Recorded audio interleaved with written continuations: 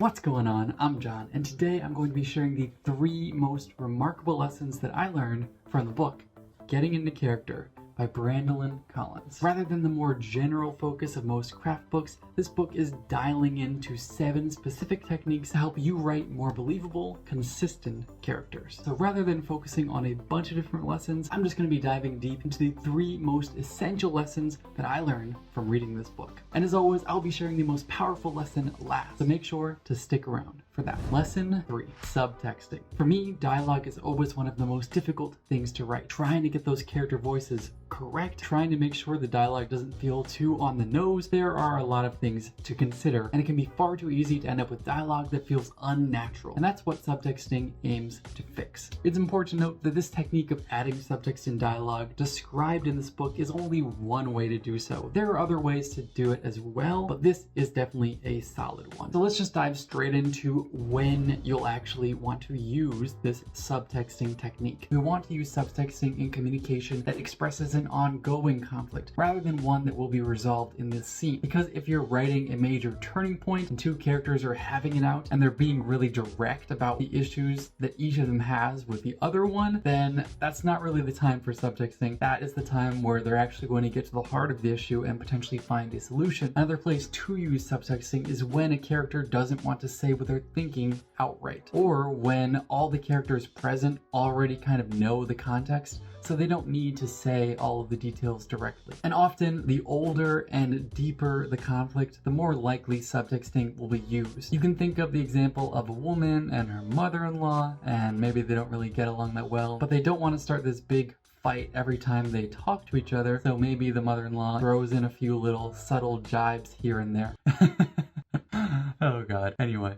Hopefully it's not too cliche of an example, but that's what just came to my mind in the moment. So now that we know when to use subtexting, let's talk about how to actually use it. So the way that Brandilyn Collins advises you to go about using subtexting is with a few steps. First, write out the subtext. Don't even write out any of the dialogue. Don't write out what the characters are thinking, what they're saying. Just write out the interaction between the 2 characters and the meaning they're getting across as they go back and forth. Then you can actually create specific dialogue and the words that they're going to be saying each other. These may be innocuous because the real meaning is being expressed in our next step, where we're weaving in the various details of thought, inflection, movement, and expression. And by including these different elements around the actual text in the dialogue, we're able to layer in this subtexted meaning. And 2 important notes here: you don't really want to go overboard with using too many thoughts around the dialogue for conveying the subtext, because with thoughts in this case you can get a little bit too much into telling, where you're telling the reader exactly what the character is thinking and then telling them the contradictory sort of piece of information in the actual dialogue. And the second note is that you don't really need to do this forever. In fact, Brandilyn Collins says you won't need to follow these steps for long. Once you familiarize yourself with subtexting, it will become a natural process as you write, and you'll see how much more depth and richness it lends to your scenes. And that brings us to the next lesson, which is coloring passions. One of the parts of the writing process that I've had the most trouble with is expressing emotions in a way that feels genuine and believable. And this is such a difficult concept that I actually read an entire book all about expressing emotions in fiction. But even after reading that entire book, the technique of coloring passions was still new to me. So what is coloring passions? Coloring passions is looking into all of the different aspects of a single passion and seeking to express those different, more subtle aspects to bring out an overall more believable feeling passion. And you'll notice that I'm using the word passion over and over again, and that is because we needed to actually define this term in the way that Brandilyn Collins does. In this context, she refers to a passion as expressing either emotion or a trait. Both emotions and traits can have different shades to them and aren't always this one constant thing. And that is what Brandilyn Collins thinks a lot of writers fail to do when they're writing about passions. They only focus on one aspect of the emotion or only on one component of the trait. And this leads to a more flat feeling passion rather than what you want the reader to feel, which is a very engrossing, engaging, believable passion. And expressing this complexity is exactly what coloring passions is for. So how do we actually go about doing it? The first way to do this is finding the different shades to a passion, whether they are competing or even conflicting with the primary passion. And she suggests that you do this by asking yourself some questions. She says to ask yourself, under what circumstances could a character's inner values conflict with her desire? In pursuing their own desires, what actions could other characters take that oppose my protagonist? And where can I create the largest variety of shades in the intended passion? Another way to go about coloring passions is to find the passion's opposite. And the reason you want to do this is to create contrast, because by showing the opposite passion, you make the original one stand out more. However, Brandilyn Collins advises us to be careful about the way that we show these opposite passions, because if we show them in a way that doesn't really feel consistent with the character, then it may end up falling flat. So she breaks this down in two ways. To create opportunities for opposing emotions to arise, look to other characters. By making these characters' actions oppose the POV character's desire, we can create the intended emotion. And if you want to create opportunities for opposing traits to emerge, she says to look for ways to pit two of the characters' traits or inner values against each other. And by forcing the character to choose between these competing desires, we're enabling them to bring out different ways of acting in response to traits they already have. And the last way of coloring passions is creating growth of a passion. And this is creating a logical progression of passions that feels believable and real to the reader. She reminds us that passions are not static. Shifting from one to another creates a more believable emotional experience than just staying stuck in one passion all the time. First, let's talk about doing this with emotions. She reminds us that emotions have an intensity to them. So for instance, if you're starting with one emotion and transferring to another emotion, the intensity level that you're feeling of the first emotion will carry over to the intensity of the second emotion. Second, emotions ebb and flow. They take a toll on your body and your energy physically. So when you've been feeling these intense emotions, you're at a very heightened state, but eventually you get tired of it and you go into a lower state. But if these emotions become reactivated, you can enter the heightened state once again. And she gives a really good example to portray these two things to keep in mind in the book.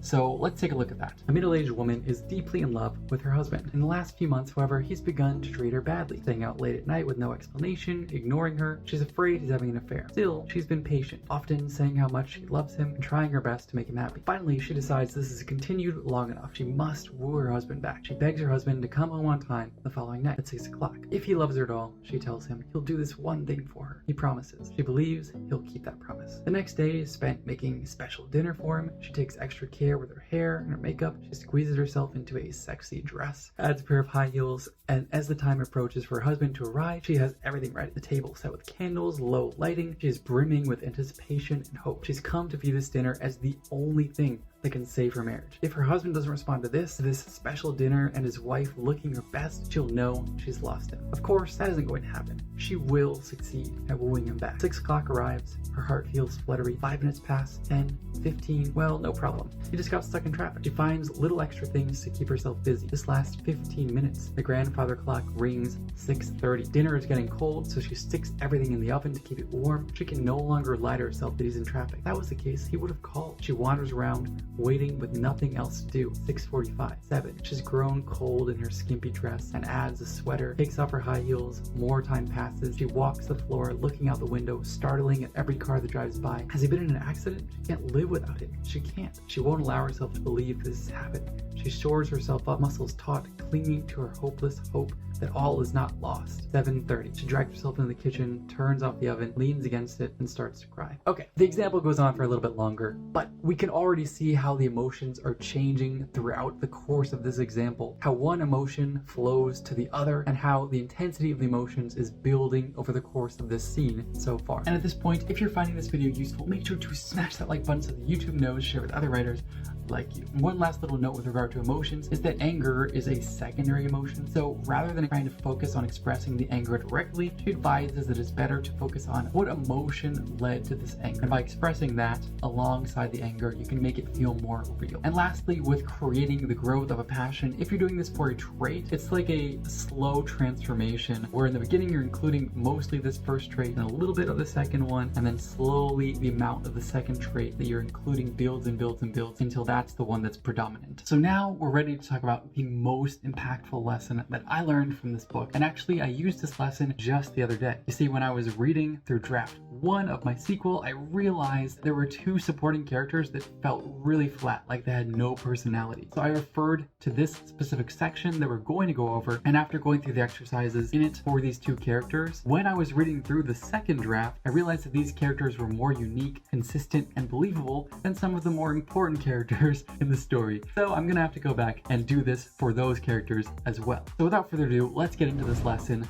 Personalizing. Personalizing is discovering a character's inner values and then using those inner values to create a unique, believable, fleshed out character. And Brandilyn Collins notes that personalized characters are created from the inside out, not the other way around. She notes that most characters are just a decision by the author with a few traits or unique quirks slapped onto the character, and you have these outer traits, but they don't all feel consistent because they don't have that inner aspect to tie them together. In order to create a character that feels really consistent and believable, you must understand their inner values, you must understand their worldview, and that is what we're going to be doing in this personalizing step. So how do we actually go about doing this personalizing? First, you start with the basics. You figure out basic things about the character, like their race, their age, their gender, their socioeconomic status, all of that basic stuff. And to make this simpler to follow along, I'm going to use an example. In our example, we have this character, and let's just say that he's a young man, he's muscled, he is a blacksmith, and he's from a middle class background. The next thing to do is to get a little bit more specific with these traits, ask a few more questions, dive in a little bit deeper. So for example, we might ask, is he a full-fledged blacksmith or apprentice? How long has he been in this profession? How skilled is he? What does he specialize in making? We may learn he's an apprentice, but he's getting close to being able to work on his own. He's really skilled at this, and he's specialized in making armor. And now that we've figured out all of these basics, we're ready to start the actual personalizing process. So the first step is to ask questions of our character, to dig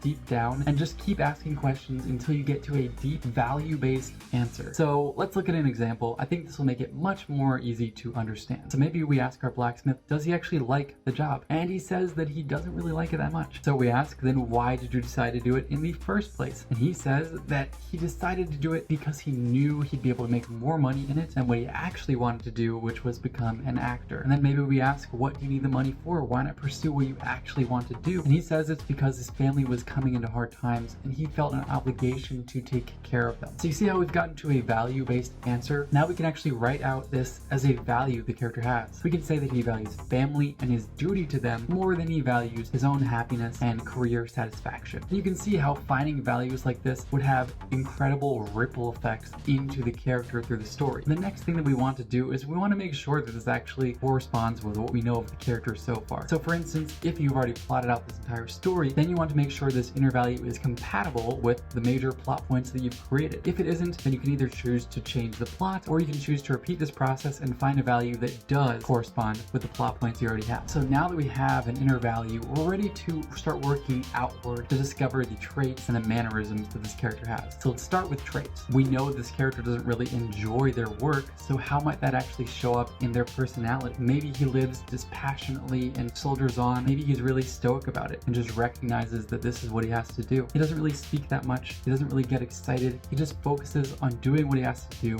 day after day. So next we want to dig into this trait even deeper and find some mannerisms that stem from this inner value. To do that, we might ask our character some more questions. And maybe we ask, how is he able to suppress the desires that he actually has to do things that are more interesting to him and continue to live this life? Is he able to do it? Maybe we find out that he's really good at suppressing these desires. However, sometimes it gets to be too much, and because he's feeling so frustrated and potentially angry, he does not want to be around anybody. So maybe when he's suppressing desire and feeling frustration mounting, he unconsciously looks for some sort of exit. Maybe his feet or his shoulders are facing toward the door. Maybe he glances back and forth to the door as he's checking internally and making sure that he's still okay to stay here in this situation. So at the end of this process, we have one or more mannerisms. But more importantly, we have the inner values, the worldview that is going to motivate the character's action throughout the story. And for characters that are more important, you don't really just want to stop with one value. You want to repeat this process over and over again, discovering more values, more traits, and more mannerisms, and fleshing out that character's personality. One note from Brandilyn Collins is that you don't want to go over the top with mannerisms. She says, a character should display only as many mannerisms as are necessary to convey what is important about him or her without distracting from the story and the character's role within it. And these 3 lessons are just my personal favorites. There are 4 other little known techniques she covers in the remainder of the book. So if you want to read about those or get some more detail on the lessons I've already covered, then you can check out the book by clicking the link that I will include down below. That's all for today, and as always, keep on writing.